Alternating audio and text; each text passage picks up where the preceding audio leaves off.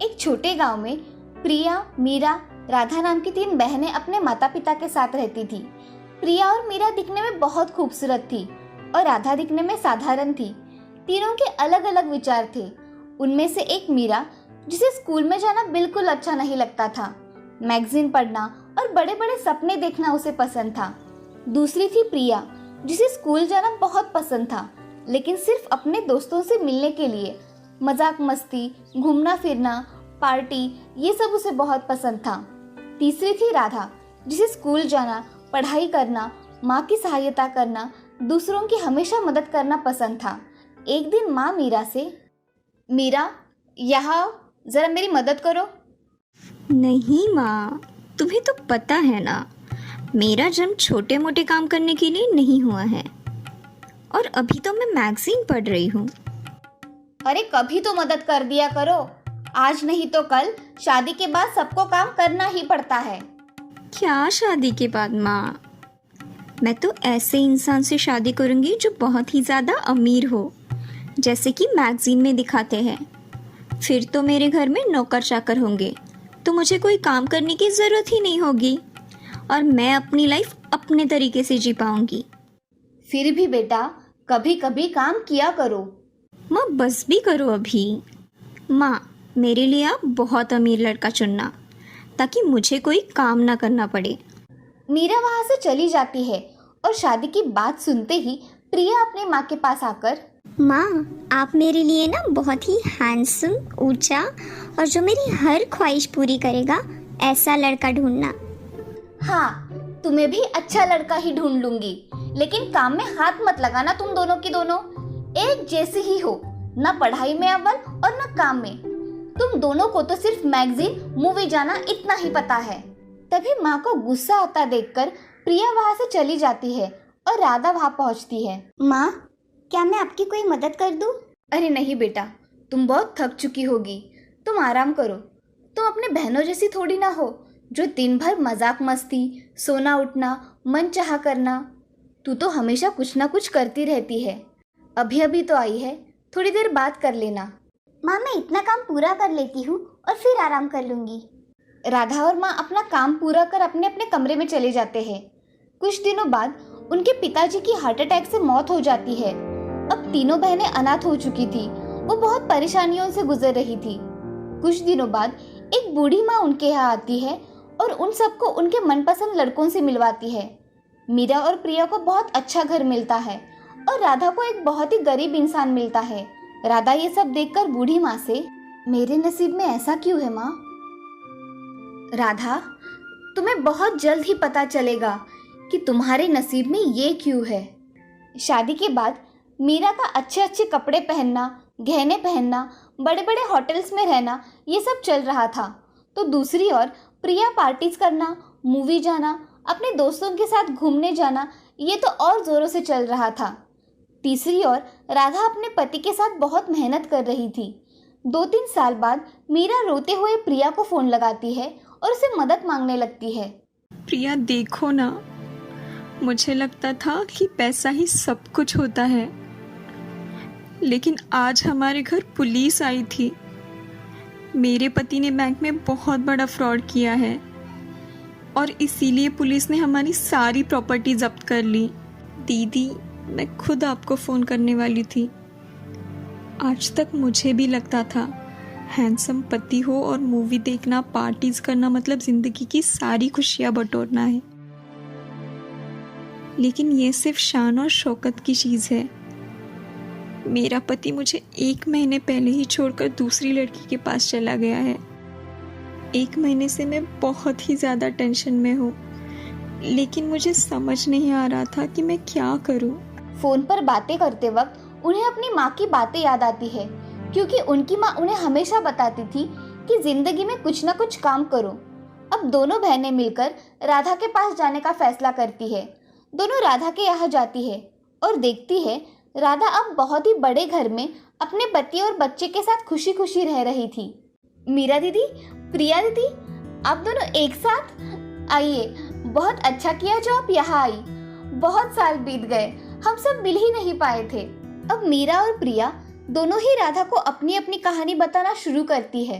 राधा सब सुन लेती है और राधा अपनी बहनों से, दीदी जो हुआ सो हुआ, अब आप लोग माँ के बताए हुए रास्ते पर चलने की कोशिश कीजिए, मेहनत कीजिए, काम कीजिए और अपनी जिंदगी बदलने की कोशिश कीजिए। मीरा और प्रिया दोनों भी अपनी छोटी बहन राधा के बताए हुए रास्ते पर चलने के लिए तैयार होते हैं और राधा के साथ खुशी खुशी रहने लगते हैं। इस कहानी से हमें ये सीख मिलती है कि ऊपर से सुंदर दिखने वाली हर चीज अच्छी ही होती है ऐसा नहीं होता, इसीलिए मेहनत करना बहुत जरूरी है। सोलापुर नाम के गांव में एक रामलाल और राधा नाम का दाम्पत्य रहा करता था। उनका एक लड़का था जिसका नाम था राघव। राघव एक बड़े कंपनी में जॉब किया करता था। कुछ दिनों बाद राघव की शादी सरोज नाम की लड़की से हो गई। सरोज ज्यादा पढ़ी लिखी नहीं थी, मगर सरोज घर के कामों में माहिर थी। उसको कोई भी काम जल्दी आ जाया करता था। एक दिन राधा रामलाल से, अजी हमें बहू ना बड़ी अच्छी मिली है, मुझे कुछ काम ही नहीं करने देती। हाँ राधा, ये बात सच कही तुमने। मेरे राघव के तो भाग ही खुल गए। हाँ राधा, अब जाओ मेरे लिए चाय लेकर आओ। अभी बनाकर लाती हूँ। ऐसा कहकर राधा किचन में चली जाती है और चाय बनाने लगती है। तभी सरोज वहाँ आ जाती है और सरोज अपनी सास से, माँ जी आपको कुछ चाहिए था? लाइए मैं चाय बना देती हूँ। अरे रहने दो बहू, मैं बना लूंगी चाय। ठीक है माँ जी, तब तक मैं बाहर पौधों को पानी डाल कर आती हूँ। ऐसा कहकर सरोज वहाँ से चली जाती है और अपना काम करने लग जाती है। ऐसे ही दिन बीत जाते हैं। सरोज और राघव दोनों भी बहुत खुश थे। उनके शादी को 1 साल हो गया था। एक दिन राघव कंपनी से घर आ रहा था तो उसके गाड़ी का एक्सीडेंट हो गया और उस एक्सीडेंट में राघव की मौत हो गई। ये खबर घर में मालूम पड़ते ही सब जोर जोर से रोने लगे। उनके घर में तो जैसे दुख के बादल छा गए। कुछ दिनों बाद राघव का सब कार्य पूर्ण हो गया। अब राधा का सरोज के प्रति बर्ताव बहुत ही बदल गया था। राधा उसे अब आए दिन बहुत टोका करती थी, उसे खरी खोटी सुनाया करती थी, जैसे कि उसी की वजह से उसका बेटा चला गया। एक दिन सरोज अपने कमरे में रो रही थी और खुद से ही बातें कर रही थी। मेरे ही नसीब में ये सब क्यों है? मेरे नसीब में खुशियाँ ही नहीं लिखी है। इन सब में मैं कहाँ जिम्मेदार हूँ? और राघव, तुम भी मुझे छोड़कर चले गए। ऐसा कहकर सरोज और जोर जोर से रोने लगती है। वो दिन भर अपने गम में डूबकर काम किया करती थी और राधा तो सरोज को उसके लड़के की मौत का जिम्मेदार माना करती थी। इसीलिए राधा का सरोज के प्रति रवैया बहुत बदल गया था। एक दिन राधा सरोज से, अरे ओ करमजली, तुम्हें अब खाना तक बनाना नहीं आता, सब दाल जला दी। माँ जी मैं बाहर आंगन में काम कर रही थी तो थोड़ी दाल जल गई। मुझसे ऐसा फिर कभी नहीं होगा। पहले मेरे बेटे को खा गई और अब हमें मारने पे तुली हो। ये सब सुन सरोज की आंखों में आंसू आ गए और वो रोते रोते अपनी सास से, माँ जी मेरे मन में कभी आप दोनों के लिए ऐसा विचार नहीं आया और आप ऐसा क्यों बोल रही है? माँ जी आपको भी पता है ना कि इनकी मौत कैसे हुई थी, फिर भी आप मुझे बोल रही हो। ऐसा कहते ही सरोज की आंखों में आंसू आ गए और वो दूसरे कमरे में चली गई। अब सरोज के ससुर जी राधा से, राधा, तुम्हें सरोज को ऐसा नहीं बोलना चाहिए।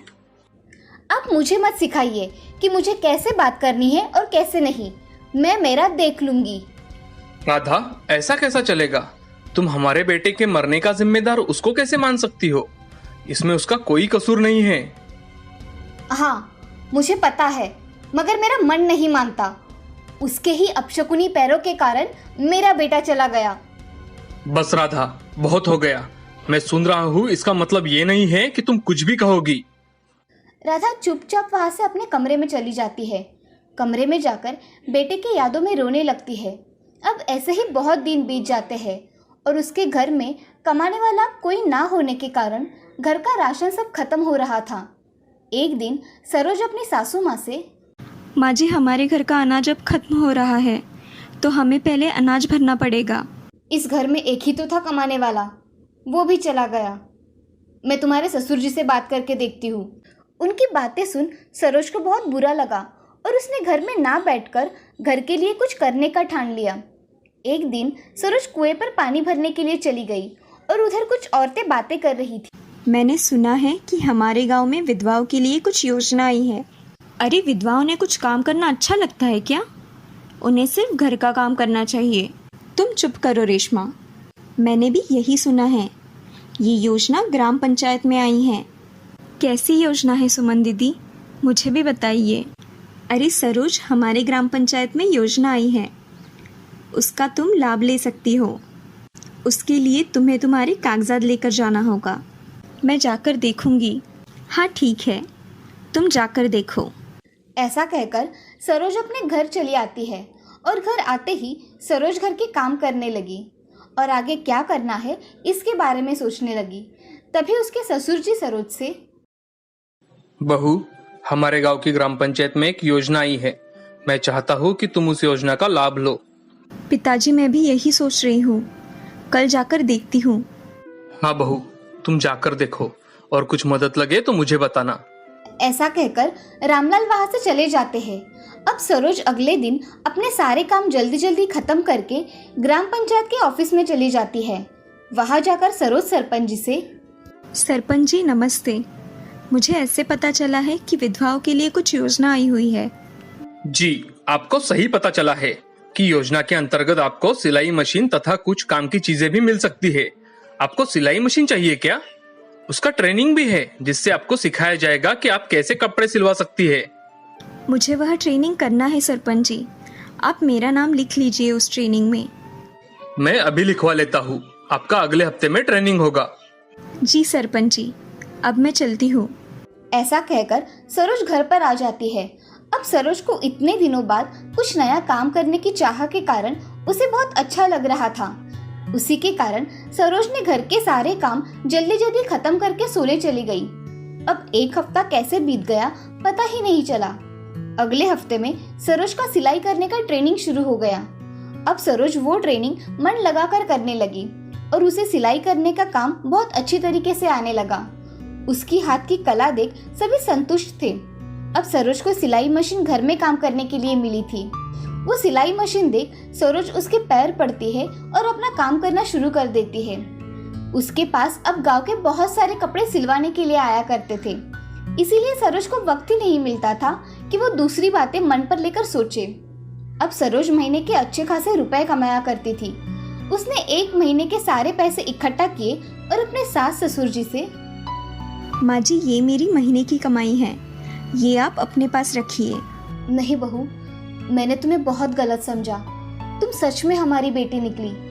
मैंने तुम्हें इतना कुछ कहा मगर तुमने मेरा कहना मन में ना लेकर खुद की तरक्की की। नहीं माँ जी, ये सब आपकी वजह से हुआ है। आप अगर मेरे पीछे नहीं खड़े रहते तो मैं ये सब नहीं कर पाती। अरे बहू, तुमने हमारा नाम रोशन कर दिया। सरोज अब राधा और रामलाल के पैर पड़ती है और अपना काम खुशी खुशी करने लगती है। कुछ महीनों में सरोज ने अपने साथ और कुछ लड़कियां काम करने के लिए रख ली थी और उनके साथ मिलकर सरोज अच्छा काम किया करती थी। सरोज अब स्कूल के ड्रेसेस और बाकी के सारे कपड़े सिलने में माहिर हो चुकी थी। जिसे विधवा कहकर चिढ़ाने वाला समाज आज उसकी तरफ सम्मान पूर्वक देख रहा था।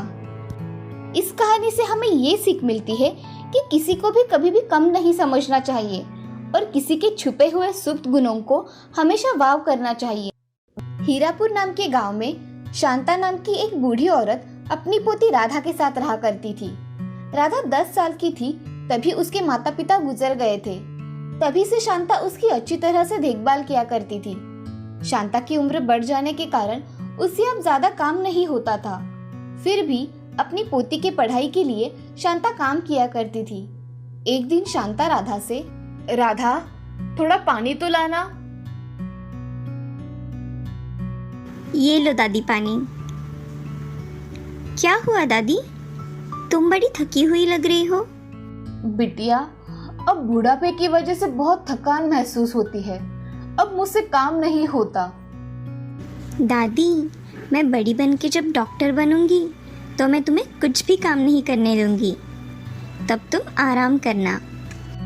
शांता उसकी बातों पर हंसती है और राधा को गले लगाकर कहती है, तू बड़ी बन के जब डॉक्टर बन जाएगी तब गरीबों की खूब सेवा करना। हाँ दादी। ऐसे ही राधा और शांता के दिन आराम से बीत रहे थे। तभी एक दिन शांता की तबीयत बहुत खराब हो गई। शांता को बहुत तेज बुखार होने के कारण उसे बिस्तर से उठा ही नहीं जाता था। उसकी ये हालत देख राधा शांता से, दादी, आपको कितना बुखार है, आप ये दवाई लो और आराम करो। काम पर कौन जाएगा राधा, मुझे उठने दो। दादी, मैं सोच रही हूँ कि आज से मैं आपका काम करने जाया करूँगी। राधा, तुम इतना सारा काम कैसे करोगी? तुम्हें तो सारे काम भी नहीं आते। दादी, मैं सब काम कर लूँगी, आप चिंता मत करो। ठीक है राधा। अगले दिन राधा काम करने के लिए चली जाती है। तभी राधा मालकिन से, मालकिन, आज से मेरी दादी की जगह मैं काम करने आया करूँगी। ठीक है, आज से तुम काम शुरू कर दो। जी मालकिन, मुझे क्या काम करना पड़ेगा? तुम्हें कपड़े, बर्तन, झाड़ू लगाना, ये सब काम करने पड़ेंगे। सब काम अच्छी तरह से करना। जी मालकिन। ऐसा कहकर राधा काम करने लग जाती है। घर का सारा काम करते करते वो बहुत थक जाती है। सारा काम खत्म हो जाने के बाद मालकिन उसके हाथ में 100 रुपए की नोट रखती है और कहती है, राधा, ये लो आज के तुम्हारे काम के पैसे। मालकिन, इतने ही? दादी को तो आप ज़्यादा पैसे देती थी। क्योंकि तुम्हारी दादी काम भी उतना साफ सुथरा किया करती थी, इसीलिए तुम्हें इतने ही रुपए मिले। राधा चुपचाप वहां से पैसे लेकर चली जाती है। राधा हर रोज अपना काम करके बहुत थक जाया करती थी। थकावट की वजह से राधा की पढ़ाई भी नहीं हुआ करती थी। ये सब देख दादी बहुत दुखी होती थी। एक दिन राधा काम खत्म करके घर जा रही थी। तभी उसे चक्कर आने की वजह से राधा एक पेड़ के नीचे बैठ गई।